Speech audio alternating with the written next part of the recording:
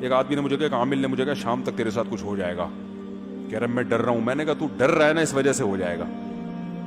کہہ رہا پھر میں کیا کروں؟ میں نے کہا اس عامل کو فون کر، تیرے باپ میں جتنی طاقت اور تیرے پاس جتنے چڑیل بھوت جنات ہیں نا، شام 6 بجے بھیج دے، میں انتظار میں ہوں. وہ پھر بھی ڈر رہا تھا. کہہ رہے یار پھر تو ایسا نہ ہو ڈبل جن آ جائیں. میں نے کہا میں آپ کو لکھ کے دے دوں شام 6 بجے آپ پہ جنات آئیں گے، اگر آپ نے اس عامل کو مضبوط لہجے میں دھمکی نہیں دی. اور میں نے کہا اتنا مضبوط لہجہ ہو کہ عامل سمجھ جائے کہ یہ ڈرامہ نہیں کر رہا. بعض دفعہ ڈر ڈر کے دھمکی دے رہا ہوتا ہے، بھائی اگر تو نے مجھے بھیج دیا نا تو دیکھ میں ڈرتا ورتا نہیں ہوں. اچھا یار قصوں سے قصے نکلتے ہیں. میں نے 10 سال پہلے یہاں آتے ہی جن چڑیل بھوت کے خلاف بیانات شروع کر دیا، عاملوں کے خلاف نا. وہ واقعہ میں تفصیل سے سنا چکا ہوں، دوبارہ نہیں سناؤں گا. اب لوگ اس ڈیزائن میں اس قسم کے بیانات سننے کے عادی نہیں تھے. مجھے محلے کے بزرگوں نے کہا دیکھیں آپ عاملوں سے کھلی دشمنی لے رہے ہو، کھلے عام ان کو برا بلا کہہ رہے ہو، ایسا نہ ہو یہ جنات آ جائیں. میں نے کہا بھیجے نا، آئے نا، کہاں ہیں؟ تو اب باتیں میرے خلاف کہ بھائی یہ تو اچھا ہمارے مؤذن صاحب بیچارے نیک آدمی، وہ بھی ڈرنے لگے کہ یار مفتی صاحب کہیں مروا ہی نہ دیں ہم کو، کیونکہ گھر ہمارا ساتھ ساتھ ہے نا. ہم یار ڈنگے ابے بھیجو، ابے تعویذ دو، میں اپنی جیب میں رکھتا ہوں، لا دے تعویذ کر. میں یہ بتانے کے لیے لچڑ ہے، کچھ بھی نہیں ان سے ہوتا، یہ صرف بے وقوفوں پہ ان کے زور چلتے ہیں. ایک دن کیا ہوا ہے، رات کے وقت دھماکے شروع ہو گئے نا عجیب قسم کے. پہلے جیسے نلکا نہیں کھل جاتا، حالانکہ نلکا کھولنے والا کوئی نہیں ہے، لیکن آواز آ رہی ہے نلکا کھل چکا ہے، پانی گر رہا ہے زور سے. کہاں سے گر رہا ہے آواز؟ ہم نیچے بیڈ کے نیچے جھانک رہا ہوں، ادھر جھانک رہا ہوں. گھر والے بھی پریشان کہ یار یہ کیا مسئلہ ہے. رات ویسے چھت پہ ہمارے کچھ کمرہ ومرہ نہیں بنا ہوا تھا، تو میں پھر رات کو اکیلا چھت پہ گیا. میں نے دیکھا کہ یار یہ کیا ہے، یہاں پہ کوئی چیز نہیں ہے، لیکن اچانک ایک اینٹ کے ہلنے کی آواز آئی. میرے سامنے نا کوئی اینٹ نہیں ہلی، جیسے کسی نے اینٹ کو زمین پہ دھکا دیا ہے. یہ کہ میں خود پریشانی ہو کیا رہا ہے. اچھا خیر ہم نے اگنور کیا. ہم نے کہا ہو رہا ہوگا، ہر چیز جو کچھ دنیا میں ہو رہا ہے ہماری سمجھ میں آ رہا ہے. تو ہم نے کہا یہ بھی ایک چیز ہے جو ہماری سمجھ میں نہیں آ رہی. میں نے یہ کہا تعویذ گنڈے نہیں لوں گا میں، جو بھی ہو. اچھا خیر پھر بار بار یہ شور دھماکے اور ڈھجوں ڈھجوں ایسے دھماکے عجیب کے، جیسے پتھر دیواروں پہ جا کے لگ رہے ہوتے ہیں نا، زور زور سے فائرنگ ہو رہی ہوتی ہے پتھروں کی، یا چھت پہ پتھر آ کے گر رہے ہوں، اس طرح کی آوازیں آ رہی ہیں لیکن پتھر رہی ہیں. میں نے 2:30-3 بجے مؤذن صاحب کو فون کیا.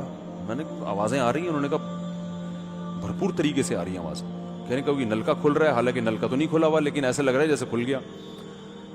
تو پھر صبح 4-5 بجے یہ آوازیں بند.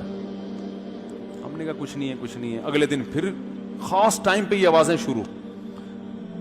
روز گھر والوں کو میں نے بھیج دیا ان کے والدہ کے گھر. میں روزانہ اکیلا یہ چیزیں دیکھ رہا ہوں. میں نے کہا یار یہ ہو کیا رہا ہے. اچھا اب مؤذن صاحب نے مجھ سے سنا ہوا تھا کہ جو جن سے ڈرتا ہے نا جنات اور زیادہ آتے ہیں. اب ان کا کام دیکھیں. نیچے آئے ٹینکی کے نیچے کھڑے ہو کر کہہ رہے ہیں بھائی ہم تم لوگوں سے ڈرتے نہیں ہیں، لیکن اللہ کا واسطہ یہاں سے، اللہ کا واسطہ یہاں سے چلے گا. وہ جن بولے گا کہ ڈرتا نہیں ہے تو ہاتھ جوڑ جوڑ کے واسطے کیوں دے رہے ہیں. اب پورا اسٹائل تو مجھے یاد نہیں ہے، ہو سکتا ہے کچھ کمی بیشی اللہ معاف فرمائے، لیکن تقریباً یہی انداز. بھائی ہم تم سے ڈرتے نہیں ہیں لیکن چلے جاؤ. بھائی جب ڈرتے نہیں ہو تو ہم کیوں جائیں، بھگا کیوں رہے ہو ہم کو؟ جن بھی بولے گا نا. اچھا مجھے نہیں بتا رہے مؤذن صاحب، مجھے تو پھر بعد میں پتا چلا مؤذن صاحب یہ کچھ کر رہے ہیں. میرے خلاف محلے میں باتیں شروع. یار انہوں نے اپنی فنٹر گیری میں نا مؤذن صاحب کو بھی مروا دیا. ان کے گھر میں بھی جنات تھا. ممبر پہ بیٹھ کے اتنی فنٹر گیری اچھی نہیں ہوتی یار، اپنے چکر میں ان کو بھی ایسے کر دیا. یار اب لوگ باتیں کر رہے ہیں، دیکھنا ہم اپنا نارمل لائف. 1 ہفتہ مسلسل یہ دھماکے ہوئے ہیں. میں نے کہا یار یہ اس کو دیکھنا چاہیے، کوئی شرارت کر رہا ہے، کیا کر رہا ہے.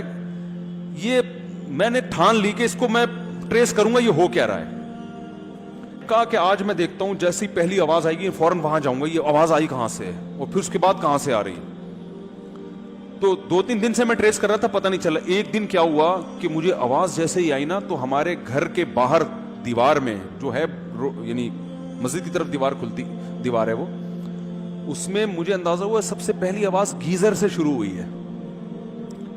کر کے آواز آئی, کہاں سے؟ گیزر. اس کے بعد دھماکے. بس میں نے کہا پکڑ لیا, حالانکہ مجھے نہیں پتا تھا یہ کیا ہو رہا ہے. میں نے کہا فالٹ کہاں ہے, کچھ نہ کچھ گیزر میں کوئی گڑبڑ ہوئی ہے جس کی وجہ سے یہ سب کچھ ہو رہا ہے, کیونکہ یہاں سے شروع. حالانکہ میں تو ماہر گیزریات نہیں ہوں, لیکن جب انسان جن چڑیل بھوت پہ نہیں ڈالنا, اس کی کوئی لاجک تلاش کرنی ہے, تو بھائی ہمیں تو جہاں سے سرا ملے گا ہم وہ سرا پکڑیں گے. میں نے کہا یار یہ گیزر سے جنات کا کوئی تعلق نہیں ہو سکتا, اور یہ دھماکوں کی ابتدا گیزر سے ہو رہی ہے, مسئلہ ہے. صبح مؤذن صاحب ملے, میں نے کہا مبارک ہو, میں نے الحمدللہ رات کو جن پکڑ لیا ہے, اور آج رات دوبارہ جن نہیں آئے گا, لیکن اس کی شرط یہ, اس نے کہا گیزر بند کر دینا. جن کو تکلیف ہو رہی ہے گیزر سے, اس کو گرمی زیادہ لگ رہی ہے, وہ ٹھنڈے ملکوں کا عادی ہے ٹھنڈک میں رہنے, گیزر کی وجہ سے وہ دھماکے کر رہے ہیں. میں نے کہا اچھا جی گیزر بند کر دیا, کوئی دھماکہ نہیں ہوا. اب مجھے نہیں اس کی سائنٹیفک لاجک پتا یہ کیوں, لیکن سرا کہاں سے مل رہا؟ گیزر سے. تو مجھے نہیں پتا یہ دھماکوں کا گیزر سے کیا تعلق. خیر میں نے مسجد کے صدر کو بلایا, میں نے کہا یار, انہوں نے پھر چیک کیا, پتا چلا گیزر میں ایئر نکلنے کا کوئی راستہ ہے ہی نہیں. گیزر کا پانی جب کھولتا ہے تو ایئر بننے کے بعد وہ پائپوں میں جا رہی ہے, اور وہ جا رہی ہے ٹینکی میں.